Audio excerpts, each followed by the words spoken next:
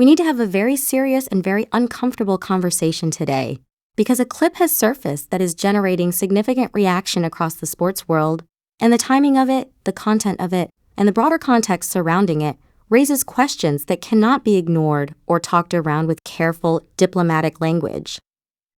A clip from the All the Smoke podcast featuring A'ja Wilson has emerged, and in it, Wilson describes what she characterizes as an unwritten rule within professional basketball. The rule, as she explained it, is straightforward and direct. If there is a white player on you and you are black, you go at them. You target them. That is the unwritten rule, she described. Go at the white players. Question, the mix-up between Angel and Caitlin Clark during this take is pro. Worst things to white boys. It'll be you. Don't do that. Particularly me. NBA player is on the court. Bird got guarded by a white guy. He's like, y'all don't have any brothers? Yeah. That's what Larry Bird said. He felt disrespected. Yeah, he felt disrespected. I feel like that's like the unwritten Hooper rule. So no, I was laughing. I was like, it's never that deep. It's never that deep. But I guess. Question. So I guess that's just the unwritten rule. You got to go at the white players. Yeah, he felt disrespected. I feel like that's like the unwritten Hooper rule. So no, I was laughing. I was like, it's never that deep. Let that sit for a moment. Let the full weight of what was just said register completely before we move forward, because this is not a minor comment from a peripheral figure in this league. This is A'ja Wilson. This is the player widely regarded as the best in the WNBA. This is the person who occupies the highest position of on-court credibility in this entire league, and she sat on a nationally distributed podcast and described a race-based targeting strategy as an accepted unwritten rule of professional basketball. And the timing of this, the specific moment in which this clip has surfaced, could not be more consequential or more problematic for a league that is already navigating one of the most turbulent and racially charged periods in its entire history. Read the room. That is the most basic and essential piece of advice that applies here. There is already an enormous amount of racial tension swirling around the WNBA right now. A story we brought you all a few weeks ago involving none other than WNBA superstar Caitlin Clark, who was viciously attacked during a game by fellow player Alyssa Thomas. Despite the revenue and buzz that Caitlin Clark brings to the WNBA, the only consequence Thomas faced was a one-game suspension. Now, 11 GOP lawmakers are coming to the rescue, and they are led by Texas Congressman August Pfluger, and they want to hold the league accountable.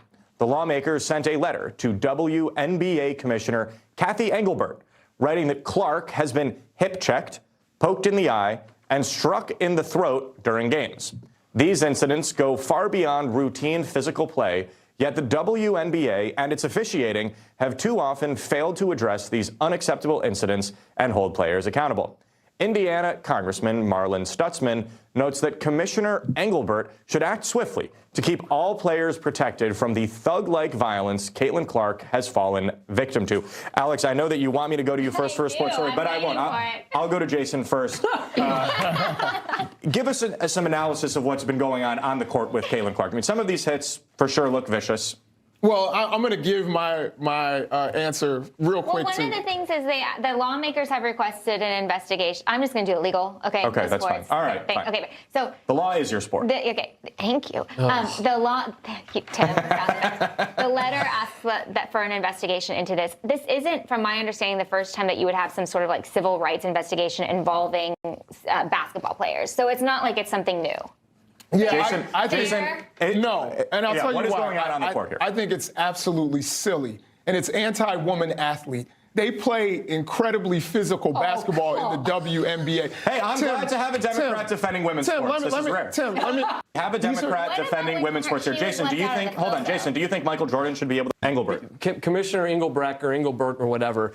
I think she's probably just going to take that letter and go whoosh, as she should, and tear it up because she is, in the tank for let's abuse Caitlin Clark and milk her for as much of this rivalry, the entire world against her because that's good for her. This is so It's the most selfish thing that I've ever seen. Caitlin Clark now. And by the way, real quick here, Michael Jordan got slammed because Bill Laimbeer was the baddest boy of them all, and Michael Jordan had it coming. So Amber, Democrats rarely.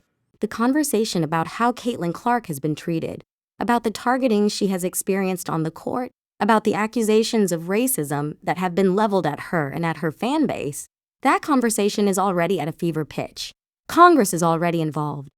Federal legislators are already applying pressure to this league and asking serious questions about whether civil rights have been violated. And into that environment, at this exact moment, comes a clip of the league's best player describing a race-based targeting strategy as standard operating procedure. The timing is not just bad. It is genuinely damaging to every effort being made to address the racial dynamics inside this league with any kind of credibility or seriousness. Now let us be direct about what this comment actually means when you examine it honestly. If the unwritten rule is to go harder at white players because they are white, that is his race-based approach to competition. There is no other way to characterize it. You are not targeting a player because of a basketball weakness, not because of a specific defensive vulnerability, not because of a tendency to give up a particular type of shot. You are targeting a player because of the color of their skin. That is the definition of a racially motivated action. And the fact that it is being described as an unwritten rule, as an accepted and understood practice within the professional game, suggests that it is not an isolated behavior, but a cultural norm that has been operating inside this league without the scrutiny and accountability it deserves. Think about the players this applies to. Kelsey Plum, Sabrina Ionescu, Caitlin Clark. These are players who are white and who compete at the highest level of professional women's basketball. And according to the unwritten rule A'ja Wilson described on All the Smoke, they are targets not because of anything they do on the basketball court, but because of who they are racially. These players have all navigated this environment. They have all experienced what it looks like when that targeting happens in real time during games. And now, the league's best player has articulated on a public platform that this targeting is not accidental, not coincidental, but deliberate and culturally accepted. The hypocrisy embedded in this situation is something that cannot be allowed to pass without direct acknowledgement, because here is the reality.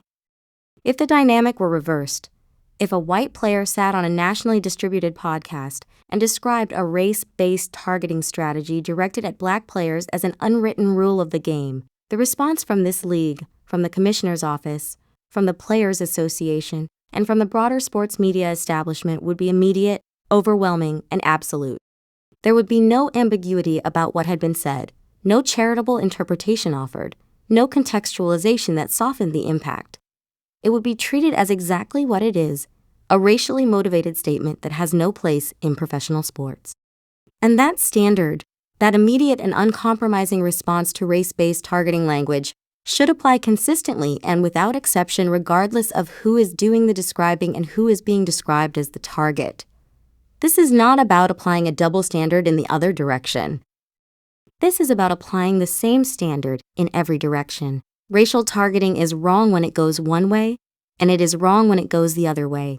The principle does not change based on the racial identity of the person making the statement or the person being targeted. A'ja Wilson's comments deserve the same honest and serious scrutiny that would be applied to anyone else making comparable statements about race-based targeting in a professional sports context. Now let us talk about A'ja Wilson's history in this specific area. Because this clip does not exist in isolation, there is a pattern here that is worth examining carefully. There is prior footage of A'ja Wilson delivering what can only be described as a white privilege lecture to Kelsey Plum. In that footage, Wilson tells Plum that Paige Buchers understands that she has white privilege, essentially framing the conversation around racial identity in a way that put Plum in an extraordinarily uncomfortable position. And Kelsey Plum's response in that moment was to disengage, to remove herself from the conversation, and eventually Plum moved on from the Las Vegas Aces entirely. Whether that departure was connected to that dynamic is something only Plum knows for certain. But the footage exists, the pattern is visible, and it adds context to the all the smoke comments that makes the overall picture significantly more troubling than any single clip in isolation would suggest. A'ja Wilson is the best player in the WNBA. That is her on-court reality, and it is not in dispute. But being the best player in the league comes with a level of responsibility and influence that extends beyond what happens during game action. When you are the face of the league at the competitive level, when your name and your performance define the standard of excellence that the entire sport is measured against, the things you say publicly carry enormous weight. They shape how the league is perceived. They shape what norms are seen as acceptable. They shape the culture that every other player in the league navigates. And when the things you say publicly describe race-based targeting as an unwritten rule of the game, the damage that does to the league's reputation, to its relationships with fans, to its relationships with Congress, and to its ability to address the racial tensions already swirling around it, is profound and lasting. The unlikability conversation is one that surrounds Adja Wilson, and it is a conversation she has expressed frustration about publicly. She has wondered, in various forms and contexts, why she has not achieved the same level of mainstream crossover popularity that her on-court dominance would seem to justify. That is a legitimate question, and the honest answer to it is not comfortable. The honest answer is that the things a public figure says and does off the court matter as much as what they accomplish on it when it comes to building the kind of broad, sustained popularity that transcends the core fan base of a sport. Describing race-based targeting as an accepted unwritten rule on a national podcast does not build that kind of popularity. Delivering white privilege lectures to teammates in front of cameras does not build that kind of popularity. These are the kinds of moments that define public perception in ways that on-court excellence alone cannot overcome. Now let us turn to the congressional dimension of this story because it is directly connected to everything we have been discussing, and it represents a level of institutional seriousness that the WNBA cannot afford to dismiss or minimize. Congress is not letting up. Federal legislators are continuing to apply pressure to this league, operating from a position that Caitlin Clark's civil rights have been violated by the treatment she has received on and around the basketball court. That is a significant and sobering development. When the United States Congress decides that a situation inside a professional sports league rises to the level of civil rights concern, the institutional response from that league cannot be to duck, hide, and avoid the conversation. And yet that appears to be exactly what is happening at the commissioner level. Kathy Engelbert is avoiding interviews. She is not being put in front of media outlets where real and difficult questions about what has been happening inside this league can be asked and must be answered. She is not engaging with the congressional pressure in any visible and substantive way. She is ducking. And the problem with ducking when Congress is applying this level of sustained pressure is that ducking does not make the pressure go away. It makes the pressure build. It signals that the leadership of the organization does not have satisfactory answers to the questions being asked. And that signal invites more scrutiny, more pressure, and more attention from legislators, who are not going to lose interest in this situation simply because the commissioner is unavailable for comment. The congressional involvement is only going to intensify as Caitlin Clark continues to play, and as the dynamics inside the league continue to generate the kind of headlines that draw attention to the racial tensions that have been building around her presence in the WNBA. Every game she plays is another opportunity for the situation to produce a moment that reinforces the concerns Congress has already expressed. Every incident, every targeted foul, every hostile interaction that generates coverage feeds a narrative that legislators can point to as evidence that their scrutiny is warranted. The league cannot play through this problem. The league cannot wait for the attention to fade. The league has to address it directly, seriously, and with the kind of institutional accountability that has been conspicuously absent from the commissioner's office throughout this entire period. The pattern here is one that the WNBA needs to reckon with honestly and urgently. You have the league's best player describing race-based targeting as an unwritten rule on a national platform. You have prior footage of that same player delivering racial lectures to white teammates in uncomfortable settings. You have white players like Kelsey Plum, Sabrina Ionescu, and Caitlin Clark, all navigating an environment where, by the description of the league's own star, they are targeted based on race. You have Congress applying sustained pressure based on the belief that civil rights violations have occurred. And you have a commissioner who is hiding from the conversation rather than leading it. That combination of factors does not resolve itself through silence. It does not improve through avoidance. It gets worse. It compounds. It builds toward a confrontation that will be significantly more damaging and significantly more difficult to manage the longer the league waits to address it with the seriousness and the transparency that the situation demands. The WNBA has a window right now to demonstrate that it takes these issues seriously, that it applies consistent standards regardless of racial identity, and that its leadership is capable of confronting difficult truths about the culture inside the league rather than pretending those truths do not exist. A'ja Wilson's comments on all the smoke are going to be part of the conversation around this league for a long time. They are not going away. The clip exists. The words were said. The unwritten rule was described in public on a platform with significant reach and visibility. And the more Caitlin Clark plays, the more visible the dynamics Wilson described become.